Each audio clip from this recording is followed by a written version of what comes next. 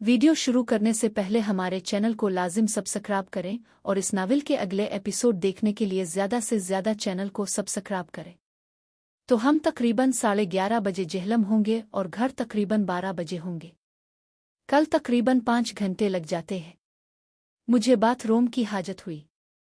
मैंने आंटी को कहा, आंटी जी मैं बाथरूम से होकर आता हूँ। आंटी ने कहा ठीक है। मैं बाथरूम से होकर दोबारा अपनी सीट पर बैठ गया और जब वापस आया तो आंटी अपनी सीट पर टेक लगाकर आंखें बंद करके आराम कर रही थी। मैंने भी उनको तंग करना मुनासिब ना समझा और अपने मोबाइल में गाने लगाकर और हेडफोन लगाकर सुनने लगा। आंटी शायद सो गई थीं और मैं भी गाने सुनने में मसरूफ था और वक्त का पता ही ना चला और तकरीबन 10 बज चुके थे और ट्रेन रास्ते में 3 से 4 जगह राकी भी थी। फिर मैंने देखा तो आंटी ने हरकत की और अपनी आंखें खोल लें और आंखें खोलकर मुझे देखा और पूछा, वक्त क्या हो गया है? मैंने कहा, आंटी जी 10 बज गए हैं। आंटी ने कहा, काफ़ी वक्त हो गया है, मुझे पता ही नहीं चला। मैंने आंटी से पूछा, आंटी जी खैरियत है? लगता है आप रात को सोई नहीं है। आंटी ने मेरी तरफ देखा और फिर थोड़ा शर्माईं और मास्करा कर बाहर खिड़की की तरफ देखने लगे। मैं हैरान हुआ। आंटी मेरी बात पर शर्माईं और मास्करा क्यों रही है? हमारी वाली बर्थ में कोई और आदमी नहीं था, वो खाली थी। मैं आंटी के और करीब हुआ और उनसे पूछा, आंटी खैर तो है ना? अब मेरी बात पर शर्माई और मास्करा क्यों रही है? आंटी ने मेरी तरफ देखा और बोले, कुछ नहीं, और फिर शर्माई गईं। मुझे शक हो गया था, ज़रूर कोई बात है। मैंने कहा, आंटी जी अब हम इतने प्राय हो गए हैं कि आप मुझसे बात भी नहीं बता रही हैं। तो आंटी ने कहा, नहीं काश मेरे जान, ऐसी बात नहीं है।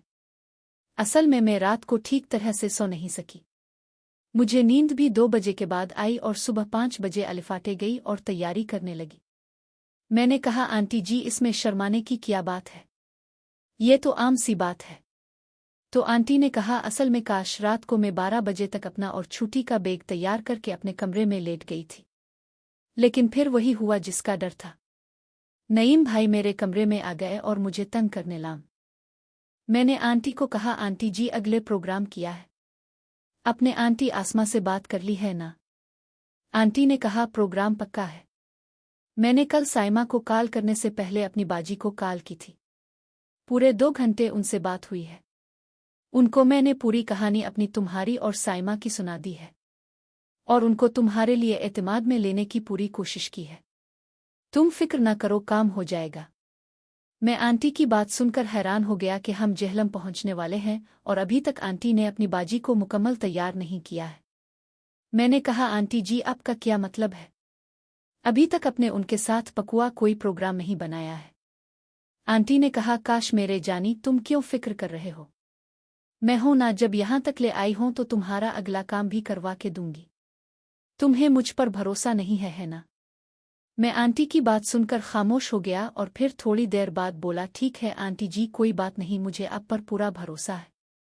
और फिर यूं ही आदेर अलिफादेर की बातों में वक्त गुजर गया और हम आंटी की उम्मी के शहर जेहलम में दाखिल हो गए। और फिर तकरीबन 11:30 बजे हम जेहलम पहुंच गए और वहां पहुंचकर मैंने आंटी का बैग उठा लिया और आंटी ने अपनी बच्ची को उठा लिया। स्टेशन से निकलकर हमने रिक्शा ली और रिक्शे में बैठकर आंटी की उम्मी के घर की तरफ निकल आए। हम तकरीबन आधे घंटे में आंटी साइमा की उम्मी की गिल्ली में उनके घर के दरवाजे पर खड़े थे। मैंने रिक्शा वाले को पैसे दिए और फिर आंटी ने अपनी उम्मी के घर की घंटी बजाई। तो कुछ देर बाद दरवाज़ा खिल गया और जिसने दरवाज़ा खोला, इसे देखकर मेरे होश अलिफाड़ गए, क्योंकि वो आसमा आंटी की बेटी नाजिया थी। वो एक खूबसूरत लड़की बन चुकी थी। इसने साइमा आंटी को देखा तो खुशी से बोली, सलाम अलैकुम जान, और उनके गिले लगकर प्यार करने लगी। फिर मेरी तरफ नज़र पड़ी तो मुझे थोड़ा सा शर्माई और सलाम किया। मैंने भी सलाम का जवाब दिया और फिर हम घर के अंदर दाखिल हो गए। हम अंदर दाखिल होकर टीवी लाउंज में आ गए। वहां पर सामान रखा और आंटी ने अपनी बच्ची को नाजिया को पकड़ा दिया और मैं और आंटी उनकी उम्मी के बेडरूम में आ गए। वहां उनकी उम्मी बेड पर लेटी हुई थी। आंटी ने आगे होकर अपनी उम्मी को सलाम किया और गिले लगा लिया और उनके माथे पर प्यार किया। मैंने आंटी को कहा, आंटी जी मुझे वॉशरूम जाना है। तो आंटी ने नाजिया को कहा कि नाजी बटा, काश को वॉशरूम दिखा दो। नाजिया ने कहा, जी खाला जान। और मुझे अपने साथ आने को कहा और मैं इसके पीछे चल पड़ा। जब मैं इसके पीछे जा रहा था मैंने फौरन अपने आप पर काबू किया। फिर इसने मुझे वॉशरूम दिखाया और वो फिर चली गई। मैं वॉशरूम में दाखिल हो गया और कपड़े उतार कर नहाने लगा। अच्छी तरह नहा धोकर कपड़े पहनकर बाहर निकल आया और आकर टीवी लाउंज में सोफा पर बैठ गया। कुछ देर बाद आंटी और नाजिया भी वहां आ गईं। आंटी ने पूछा, नाजी बटा खाने का क्या प्रोग्राम है? नाजिया ने कहा, जान चिकन तो पक गया है, चावल चूल्हे के ऊपर पक रहे हैं, थोड़ी देर बाद वो भी तैयार हो जाएंगे और उम्मी भी स्कूल से आ जाएंगी, फिर सब मिलकर खाना खाते हैं। आंटी ने कहा, चुल्लू किचन में चलते हैं, सलाद रायता वगैरह तैयार करते हैं, फिर खाना लगा देंगे। और वो दोनों किचन में चली गईं और मैंने रिमोट से टीवी ऑन कर दिया और टीवी देखने लगा। तकरीबन आधे घंटे बाद बाहर दरवाजे पर घंटी बजी। मैंने देखा नाजिया किचन से निकलकर बाहर दरवाजे की तरफ चली गई और आंटी भी किचन से बाहर आ गई। और कुछ देर बाद आंटी आसमा टीवी लाउंज में आ गई। साइमा आंटी ने उनको देखकर सलाम किया और उनके गिले लग गईं। दोनों बहन बड़ी खुशदिली से एक दूसरे से मिले, लेकिन मैं सोफा पर बैठा हैरत का मुजस्समा बना हुआ था क्योंकि मैं आसमा आंटी को देखकर दंग रह गया था। वो बहुत ज्यादा बदल चुकी थी। मैं उनको तकरीबन 5-6 साल बाद देख रहा था। वो काफी निखर चुकी थी, अदाकारा साइमा खान की तरह थी। मैं हैरत से तब बाहर निकला जब साइमा आंटी और आसमा आंटी सामने सोफा पर आकर बैठों और साइमा आंटी की आवाज़ मेरे कानों में आई, काश। मैं चौंक गया। तो साइमा आंटी ने पूछा, क्या हुआ काश बटा? मैं थोड़ा शर्मिंदा हो गया और आसमा आंटी को सलाम किया तो उन्होंने मुझे अच्छे तरीके से जवाब दिया, लेकिन मैं उनसे मुकम्मल नजरें ना मिला सका और उनका भी यही हाल था। फिर दोनों बहनें मिलकर बातें करने लगे और कुछ देर बाद ही आसमा आंटी ने कहा, नाजी चुल्लू बटा खाना लगाओ, सबको भूख लगी होगी। नाजिया ने कहा, जी उम्मी सब कुछ तैयार है, मैं अभी लगा देती हूँ। और वो किचन में चली गई। फिर कुछ देर बाद कहा, मेरा नाम हिना है और मैं 23 साल की खूबरू लड़की हूँ। आपको जो वाकया सुनाने जा रही हूँ वो मेरे साथ बचपन में पेश आया, जो एक सबक बनकर मेरे माजी का हिस्सा बन चुका है।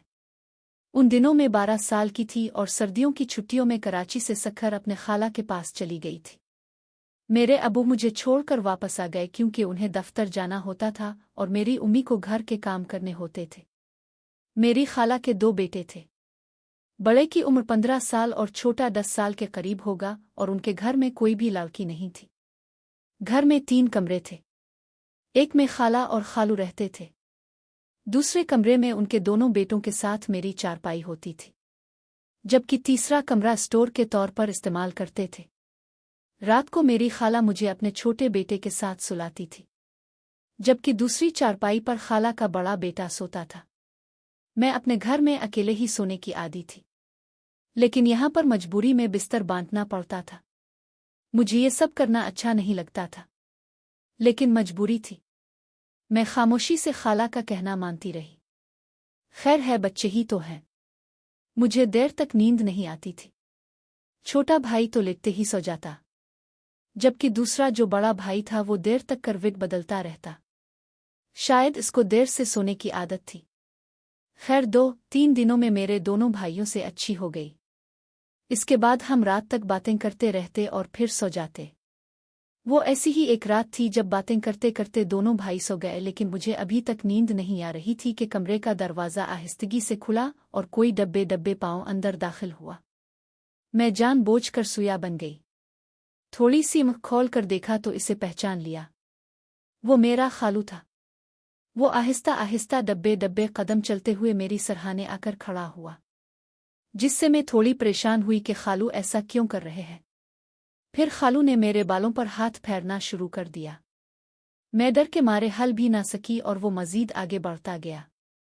इसने मेरे गिल्लीबे से एक हाथ कमीज के अंदर डाल दिया और एक हाथ मेरी कमर पर फेरने लगा। मुझे बहुत अजीब सा लग रहा था क्योंकि मुझे कुछ पता नहीं था कि क्या हो रहा है। मैंने जोर से इसका सीने वाला हाथ झटक दिया तो वो जल्दी से कमरे से बाहर चला गया। सारी रात मुझे नींद नहीं आई और मैं सुबह देर तक सोती। फिर सबका घूमने फिरने का प्रोग्राम बन गया और सारा दिन हम लोगों ने बहुत एंजॉय किया। शाम का खाना भी बाहर खाया, जिसकी वजह से काफी थक गए थे और रात को घर आते ही सब के सब लेटे और सो गए। इस रात थकावट की वजह से मैं भी जल्दी सो गई थी कि ना जाने वो कौन सा पहर था जब मुझे लगा कि कोई मुझे अपनी बगल में उठाकर ले जा रहा है। लेकिन वो एक ख्वाब जैसी कैफियत थी। जब मेरी आँख खिली तो मैंने अपने आप को नर्म बिस्तर की बजाय एक लकड़ी के तख्ते पर लेटा हुआ पाया। ये वो कमरा नहीं था जहां मैं सावई थी। कमरे में 0 बल्ब रोशन था और मुझे इसकी थोड़ी सी रोशनी में खालू नजर आया, जिसकी हालत काबिले एतराज थी और जिस्म पर कपड़े भी बराए नाम थे। मैं बहुत ज्यादा खौफजदा हो गई। पता नहीं वो कैसे मुझे बिस्तर से उठाकर यहाँ ले आए थे। शक तो मुझे इसकी नीयत पर पहले ही था, लेकिन वो ऐसा करेगा मैंने सोचा नहीं था। जब मैं उठकर बैठी तो इसने अपने होंठों पर हाथ रखकर खामोश रहने का इशारा किया और आहिस्ता आवाज में बोला, चुपचाप लेटी रहो। तुम्हारी जान निकाल दूंगा और किसी को तुम्हारी मौत की वजह मालूम भी नहीं होगी। मैं बेइंतहा डर गई और फटी फटी नजरों से कमरे को देखने लगी। ये वही कमरा था जिसे वो स्टोर के तौर पर इस्तेमाल करते थे। कमरे का दरवाज़ा अंदर से बंद था। मैंने दीवार पर लगे एक कैलेंडर को देखा। रात के 2 बज रहे थे। मतलब मुझे ढूंढने वाला यहाँ पर कोई नहीं आएगा। कम अज कम सुबह जो शाम तक नहाए धोए से पहले तो कोई नहीं आएगा। तब तक 5 घंटों में शायद मुझे मौत आ जाए। मैंने हिम्मत करके उठने की कोशिश की तो खालू ने मुझे जोर से पकड़ लिया और कहा, अगर मेरी बात न मानी तो मैं तुम्हारी खाला से कहूंगा कि ये लड़की मुझे गलत काम करने के लिए उकसाती है। अब तो सचमुच मेरे होश उड़ गए और मेरे पास खालू की बात मानने के अलावा और कोई चारा नहीं था। लेकिन बात मानने का मतलब भी मुझे कुछ कुछ समझ आता था कि मेरा अंजाम बारा होगा। मैं जान छुड़ाने की तरकीब सोचने लगी, लेकिन खालू बहुत जल्दी में था। वो मुझे रेटा मौका देने को तैयार नहीं था। इतने में एकदम मुझे एक तरकीब सूझी। मैंने खालू से कहा, मेरा दिल घबरा रहा है, मुझे पानी पीने जाने दो। फिर आप जैसा कहोगे वैसा ही करूंगी। और खालू ने जब ये सुना तो वो समझा मैं मान गई हूं तो खुशी। अचानक मेरे दिमाग में बचने का एक आखिरी तरीका आया और मैं किसी सूरत मौका गिनवाना नहीं चाहती थी, चाहे बाद में इसकी कीमत चुकानी पड़े। मैं जल्दी से उठी और कमरे को अंदर से कुंडी लगाई और वापस लकड़ी के तख्ते पर आकर पलट गई। थोड़ी ही देर बाद मेरे खालू पानी लेकर आ गया। मुझे बाहर से कुंडी खिलने की आवाज आई, मगर दरवाज़ा तो मैंने अंदर से बंद कर लिया था। वो परेशान होकर आहिस्ता आहिस्ता आवाज में मुझे आवाजें देने लगा कि हिना दरवाज़ा खोलो, पानी ले लो। लेकिन अब दरवाज़ा बंद हो गया था क्योंकि इसके कपड़े अंदर पड़े थे। वो अपने ही जाल में फंस गया था और मेरी मिन्नत कर रहा था, भीख मांग रहा था। लेकिन मैंने इसकी एक ना सानी और वो थोड़ी ही देर में वहां से भाग गया। मैं सुबह तक वहां लेटी रही और खाला के उठने से पहले जाकर अपने कमरे में लेट गई। जब मैं उठी तो खालू घर से गायब था। वो काम का बहाना करके 3 दिन तक घर न आया। इस दौरान मेरी छुट्टियां खत्म हो गईं और मेरे अबू मुझे लेने आ गए और फिर मैं उनके साथ वापस आ गई। इसके बाद मैं अकेले किसी भी रिश्तेदार के घर नहीं गई। आपको कहानी अच्छी लगी तो इसको लाइक कीजिएगा और शेयर कीजिएगा और चैनल को सब्सक्राइब कीजिएगा। शुक्रिया। मेरा नाम गुलनाज है। मेरी उम्र 18 साल है। मेरा कद दरमियाना है और मैं काफ़ी पुरकश हूँ। मैं अपने ख़ानदान की सबसे हसीन लड़की थी। मेरा एक भाई है जिसकी उम्र 18 साल है। मेरा भाई मुझसे 1 साल बड़ा था, पर उसका मुझ पर काफ़ी रोब होता था। वो मुझ पर बहुत पाबंदियाँ लगाता था और ये भी कहता था कि ये पाबंदियाँ आजकल के ज़माने में बिल्कुल ठीक हैं और इसमें मेरी ही भलाई है। मुझे नहीं मालूम था कि मेरा भाई खुद दूध का धला बिल्कुल नहीं है। वो वापस घर आता था, मेरे पूछने पर मुझे कहता था कि काम है, बस काम, कुछ समझ ना सकी। मैं उसकी बहुत जासूसी करती थी। रात को उसके रूम से अजीब आवाज़ें आती थीं, लेकिन मैं किसी से भी नहीं करती थी। बस मुझे ये बात का दुख होता था कि मेरा भाई वही काम कर रहा है जिससे मुझे मना करता है। मैं जिस कॉलेज में थी वो शहर का सबसे अच्छा कॉलेज था और मेरी हर तरह की दोस्त थी। एक दोस्त मुझसे पूछती थी कि मेरे पास कोई मोबाइल क्यों नहीं है, पर मैं आगे से चुप हो जाती थी। इसका नाम सोनिया था। वो काफ़ी मॉडर्न थी। मेरा भाई मुझे कॉलेज से वापस लेने जब भी जाता था तो सोनिया मेरे भाई को देखती थी और अगले दिन मुझसे मेरे भाई की तारीफ करती थी कि तुम्हारा भाई काफ़ी हैंडसम है। मैं भी रश करती थी। अब रोज़ का मामूल बन गया था। वो जब भी मेरे भाई को देखती तो उसकी आंखें खुली रह जाती थीं। एक दफ़ा मेरी एक बुक उसके बैग में चली गई थी। इसके बाद वो मेरे घर आ गई और उस वक्त मेरा भाई घर पर था। मैंने उसकी नज़रों को देखा जो कि मेरे भाई पर थीं। मैं जानती थी, लेकिन मेरा भाई पहले से ही किसी लड़की के साथ था, तो मैंने उसे हल्के में ले लिया। अगले दिन सोनिया फिर से मेरे घर आ गई। इस बार उसकी ड्रेसिंग इतनी अजीब थी कि मेरा भाई दिलचस्पी से उसे जाने का मतलब जो हो रहा था और वो इस वजह से खुश हो रही थी। मैंने इससे आने की वजह ना पूछी, लेकिन जब वो चली गई तो मैंने अपने भाई की क्लास ले ली कि वो सोनिया को इतनी गौर से क्यों देख रहा था। मेरा भाई कहने लगा, कैसी, कोई बात नहीं है। कुछ दिन बाद ये सोनिया दोबारा। मैं अपने रूम में थी जब मेरा भाई अपने फ़ोन से उसे कुछ लिखवा रहा था। मैं जान ना सकी कि वो दोनों अपने नंबर एक दूसरे को दे रहे हैं और मैं नीचे पहुंची तो भाई वापस चला गया, जबकि सोनिया और मैं मिलकर पढ़ने लगी। इसका मेरे भाई के साथ चक्कर शुरू हो गया था, पर मुझे इस बात की खबर तक ना हुई। वो दोनों अब मैसेज में एक दूसरे से बात करने लगे। सोनिया मुझे यही बताती थी कि वो पढ़ाई में कमज़ोर है, इसलिए मुझसे मदद लेने मेरे घर आती है। पर एक दफ़ा मैं पानी के बहाने किचन में गई तो मैंने सोनिया को देखा जो कि वॉशरूम के लिए जा रही थी। मैं फौरन वॉशरूम के पास जाकर खड़ी हो गई तो वहाँ वॉशरूम में अजीब आवाज़ निकल रही थी, लेकिन शावर के शोर से मेरी समझ में कुछ न आया। मैं स्टडी रूम में चली गई और उसके फ्री होने का इंतज़ार करने लगी। वो वॉशरूम में उस वक्त मेरे भाई के साथ मौजूद थी और मज़े कर रही थी। ये बात मुझे मालूम ना हुई, लेकिन वो बाहर निकलती तो वापस जाने की जिद करने लगी और कहने लगी कि उसका पेट खराब है। मैंने भी उसे नहीं रोका था। एक दफ़ा हम पढ़ कर रहे थे जब अचानक से बारिश होने लगी तो मेरे भाई ने तारों से कपड़े उतारने के लिए कहा। मेरे साथ सोनिया भी आने लगी, तैयार हो गया और छत पर आने लगा। मैंने नोट किया था कि सोनिया मेरे भाई को तारों से कपड़े उतारकर पकड़ा रही थी। मेरा सारा ध्यान अपने काम पर था जब मेरे भाई ने सोनिया को मौका मिलते ही टच किया था और वो आगे से हंसने लगी थी। मैंने ये चीज़ देखी तो मैंने सोनिया से कहा कि मेरा भाई रात को लड़कियों के साथ होता है और आधी रात को घर आता है, इसलिए अगर इसके जहन में मेरे भाई को लेकर कोई अजीब ख्याल है तो वो सोच कर देखे। पर वो कहाँ सुनने वाली थी, वो तो मेरे भाई को अपनी लत लगवा चुकी थी। मेरा भाई अब मुझे भी अजीब नज़रों से देखने लगा था। वो पहले मुझे कभी ऐसे नहीं देखता था, पर अचानक से उसकी नज़र बदल गई थी, जिसके पीछे मुझे सोनिया का हाथ लग रहा था। सोनिया की सालगिरह आई तो मेरे भाई ने उसे एक शर्ट गिफ्ट की थी। ये भी मुझे तब मालूम हुआ जब मैंने उसका रैपर देख लिया और चंद दिन बाद सोनिया वही शर्ट पहनकर घर आई। मेरा भाई उसे देखकर आंखें मारने लगा तो मैं मामला समझ गई थी।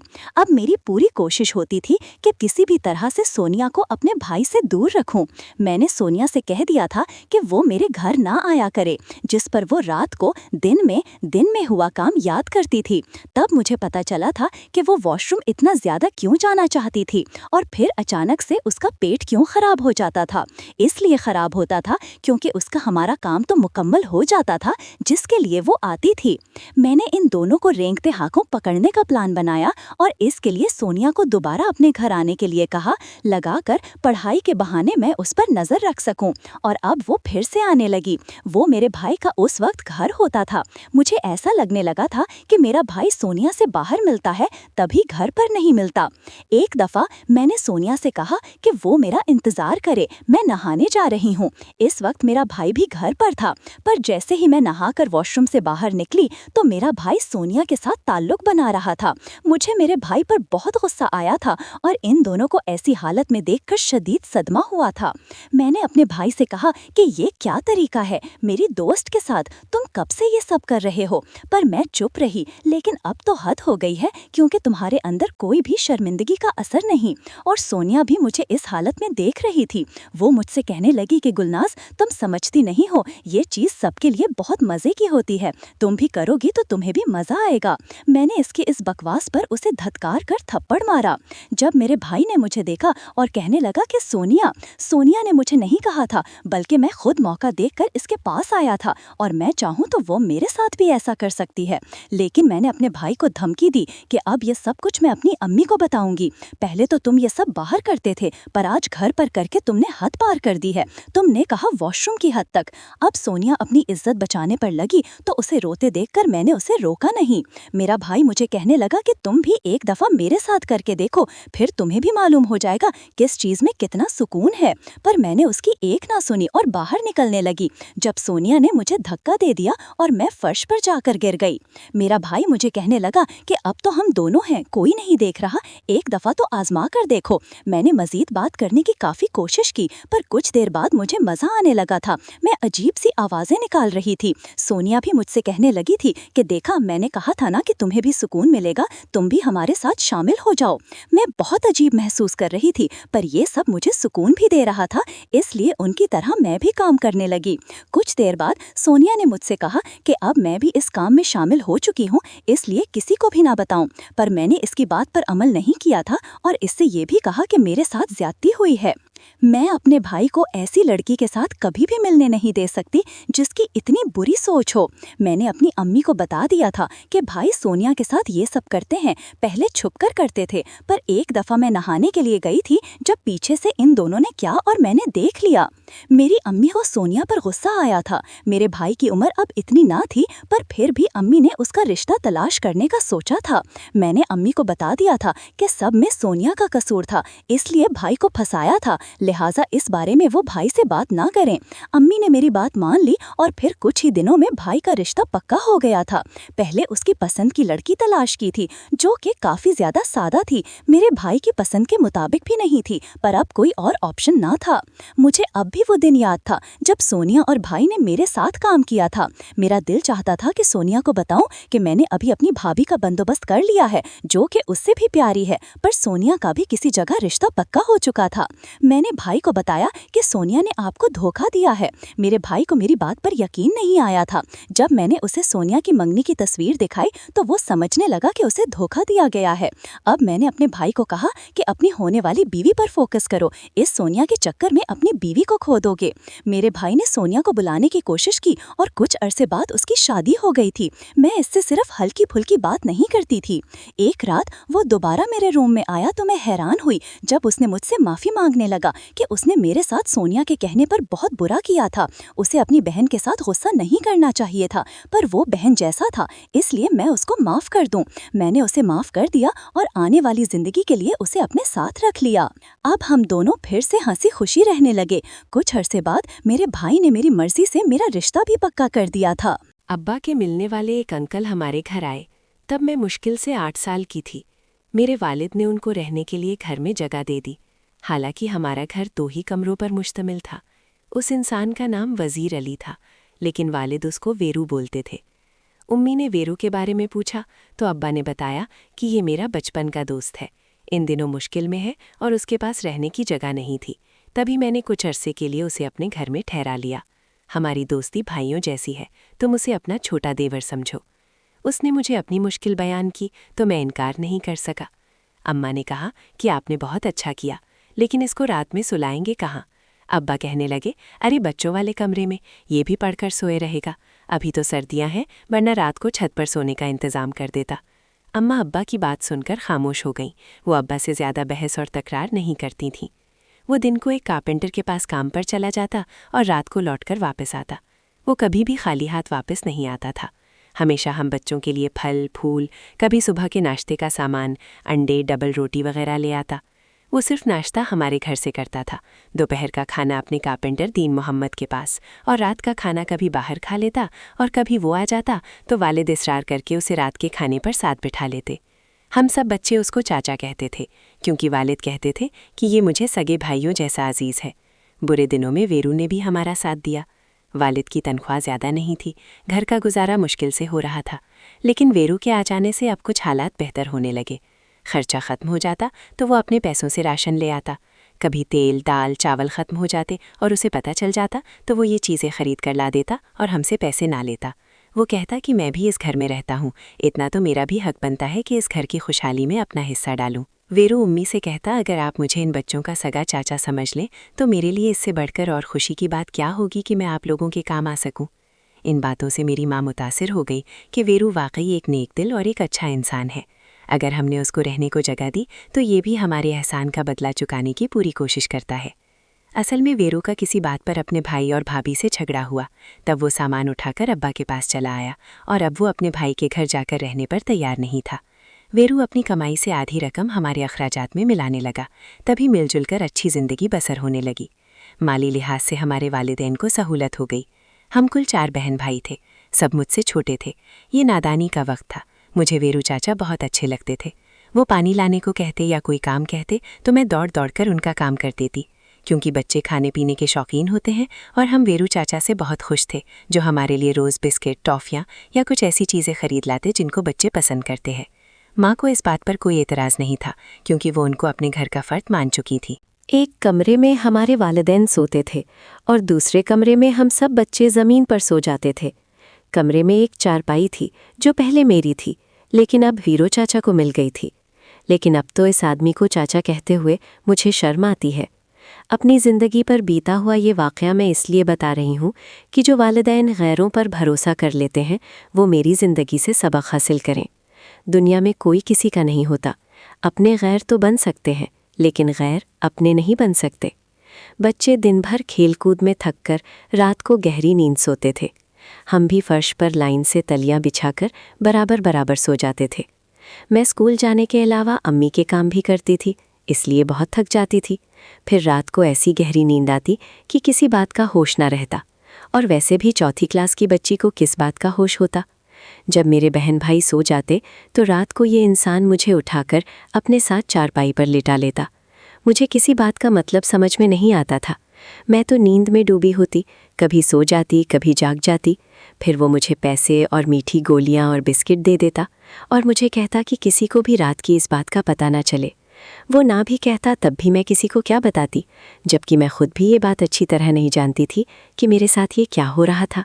वक्त गुजरता गया, यहाँ तक कि मैंने होश संभाला तब भी वीरू को वही हरकत करते पाया। मगर अब फ़र्क ये था कि वो साथ में गंदी बातें भी करता था। वो बातें कभी मेरी समझ में आ जाती और कभी मेरे सर के ऊपर से गुजर जाती। मुझे कभी ये ख्याल नहीं आया कि ये सब कुछ मेरे हक़ में बुरा था और मैं खसरे में पड़ती जा रही हूँ। हम बच्चों के कमरे के साथ थोड़ी सी ज़मीन थी। वीरू चाचा ने अब्बा से कहा, अगर आप बुरा ना माने तो इस जगह पर 4 दीवारी बनाकर छत डाल लो। कारपेंटर तो अपना दोस्त है। छत, खिड़कियाँ, दरवाजे बहुत कम पैसों में बन जाएंगे और मजदूरी मैं खुद कर लूँगा। अब्बा इसकी बात पर बहुत खुश हुए। वैसे भी घर में एक कमरे की ज़रूरत थी। देखते ही देखते चंद दिनों में एक छोटा सा कमरा तैयार हो गया। वीरू चाचा ने हमारे कमरे के दरमियान एक दरवाज़ा बना दिया ताकि नया कमरा दूसरे कमरे से जुड़ा रहे। वालिद ने नए कमरे में नई चारपाई डलवाई। ये कमरा वीरू चाचा के हवाले कर दिया ताकि सुकून से वो इबादत रह सके और बच्चे अपने कमरे में आराम से पढ़ाई कर सकें। हम बहन भाई अगरचे अपने कमरे में सोते थे और वीरू चाचा अपने कमरे में सोता था। रात को जब मेरे वालिदैन और बहन भाई सो जाते तो वीरू चाचा चुपके से हमारे कमरे में आ जाता। अब मुझे समझ आने लगी थी। मैं उसे कहती कि वीरू चाचा रात को हमारे कमरे में ना आया करो, वरना मैं अपने वालिदैन को बता दूंगी। वीरू चाचा मुझे कहता कि तेरा बाप तेरी बात मानेगा, वो तो मेरी बात का यकीन करेगा क्योंकि मैं उसे आधे पैसे देता हूँ। मैं वीरू चाचा की बात सुनकर डर जाती क्योंकि उसने मुझे नासमझी की उम्र से डरा धमका दिया था। मैं उससे बहुत डरती थी। 8 साल ये इंसान हमारे साथ रहा और मेरे साथ ऐसे ही करता रहा। मेरे वालिदैन उसके लिए फ़िक्रमंद रहने लगे कि कब तक वीरू कुंवारा रहेगा। अब इसकी शादी करा देनी चाहिए ताकि इसका घर भी आबाद हो सके। अब्बा के कहने पर उम्मी ने उसके लिए शरीके हयात की तलाश शुरू कर दी।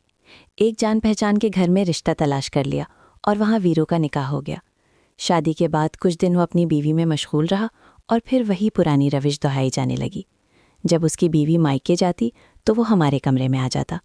मैं किसी को कुछ भी ना बता सकती थी, दिल ही दिल में जलती रहती। वालिदैन ने तरबियत ऐसी की थी कि किसी बात पर ज़बान खोलना अपने आप को मरवाने वाली बात थी। मुझे अपने बाप से बहुत डर लगता था कि ना जाने क्या कर गुजरेंगे। मेरे अंदर इतनी हिम्मत नहीं हुई कि मैं अपनी माँ को सब बता देती। वीरू से मेरा झगड़ा हो जाता तो वो मुझे धमकियाँ देकर मुझे चुप रहने पर मजबूर कर देता। वो उम्र में मुझसे काफ़ी बड़ा था, इसलिए मुझे उससे डर लगता था। मैं पूरी तरह उसके दबाव में थी। एक दिन उसने अब्बा से कहा कि मेरा उस्ताद मुझसे बहुत काम लेता है और मुझे पैसे कम देता है। मैं अलग से दुकान करना चाहता हूँ ताकि कुछ रकम इकट्ठी करके अपना घर ले सकूँ। वालिद ने अपने दोस्तों से कर्ज लिया और अपनी जमा पूंजी उसको देकर दुकान खोल दी। वो चंद महीने में दुकान का सारा सामान ख़त्म करके वहाँ से चल दिया। वो तो चला गया, लेकिन उसकी वजह से मेरा ज़मीर मुझे मलामत करता रहा और मैं उलझन का शिकार होती रही। मेरा ख्याल कहीं और होता और काम कहीं और होता। अजीब बेचैनी हो रही थी। मेरी हालत देखकर मुझे मेरी सहेलियां कहती थीं कि तुम किन ख्यालात में गुम रहती हो। मैं उन्हें क्या बताती कि मुझे अपनी उस खोई हुई इज्जत का गम है जिसको एक जालिम तार तार कर गया था। मैं इम्तिहान में भी इसी वजह से पास नहीं हो सकी। वो इंसान तो जा चुका था और मेरी सुनहरी उम्र भी मैला कुचैला बनकर निकल चुकी थी, मगर दिल की ख्वाहिशें के ख़त्म नहीं होती। उसके जाने के बाद जितने भी हादसे मेरी ज़िंदगी में हुए, उस इंसान को ही उनका ज़िम्मेदार समझती हूँ। उसके चले जाने के बाद मैं हर वक्त खोई खोई रहने लगी। मेरा दिमाग माऊ हो गया था। उसके चले जाने के बाद मैंने सुख का सांस लिया और मुझे कदरे सुकून मिले। मैं अपने कज़न यासिर को बहुत पसंद करती थी, लेकिन उसके साथ मुझे इस बात का शदीद एहसास था कि अब मैं उसके काबिल नहीं हूँ। एक अरसे तक मैं चुपके चुपके उससे मोहब्बत करती रही, और मेरी बदकिस्मती देखें कि जब वो खुद मेरा बन जाने पर राज़ी हुआ तो मैंने खुद इनकार कर दिया। ये इनकार करते वक्त मेरे दिल पर एक क़यामत गुजर गई थी, लेकिन इसके सिवा मेरे पास और कोई रास्ता नहीं था। जब मेरे वालिदैन ने मेरा रिश्ता यासिर के साथ किया, एक दिन यासिर मुझसे कहने लगा, देखो मैं तुम्हें पसंद करता हूँ और मैं तुम्हें हर कीमत पर हासिल करना चाहता हूँ, मगर एक बात तुम्हें मुझे बतानी होगी कि क्या तुम्हारा माजी में किसी से कोई ताल्लुक़ तो नहीं रहा? मैं झूठ कभी बर्दाश्त नहीं करूँगा। यासिर की ये बात सुनते ही मेरे सारे ख्वाब पल भर में टूट गए। मैं यासिर को ये कैसे बता देती कि मैं तो अपनी ज़िंदगी की सबसे कीमती चीज़, अपनी इज्जत को लुटा चुकी हूँ और अब मैं तुम्हारे काबिल नहीं हूँ। मैंने दिल पर पत्थर रख कर ये कहा कि यासिर, मेरा ख्याल छोड़ दो, मुझे तुम अच्छे लगते हो, मगर शादी के नुक्ता नज़र से नहीं। मैं तुमसे शादी नहीं करना चाहती क्योंकि मुझे किसी और से मोहब्बत है। काश मैं उसे बता सकती कि मेरी चादर मैली सही, मगर मुझ मासूम पर बचपन में जुल्म और बहुत ज़्यादती हुई है। मैंने तुम्हारे सिवा किसी को नहीं चाहा, लेकिन अब मैं तुम्हारे काबिल नहीं हूँ। मैं यासिर का मिजाज समझ चुकी थी। अपनी मजबूरियों की दास्तान, अपने ऊपर जुल्म ज़्यादती की अपनी बीती सुना भी देती तो मुझे यकीन था कि मुझे माफ़ी ना मिलती। आर्जी माफ़ी तो हर मर्द दे देता है और आला ज़र्फ़ बन जाता है, मगर उसके दिल में जो एक बार कांटा छुपता है तो फिर उसको निकालना मर्द के अपने बस की बात नहीं होती। दोस्तों, उम्मीद करता हूँ कि ये छोटा सा नावल आपको पसंद आया होगा। दोस्तों, इस वीडियो को लाइक कर दें और मेरे चैनल को सब्सक्राइब कर दें। दोस्तों, अपना बहुत सारा ख्याल रखिएगा। मिलते हैं अगली वीडियो के साथ।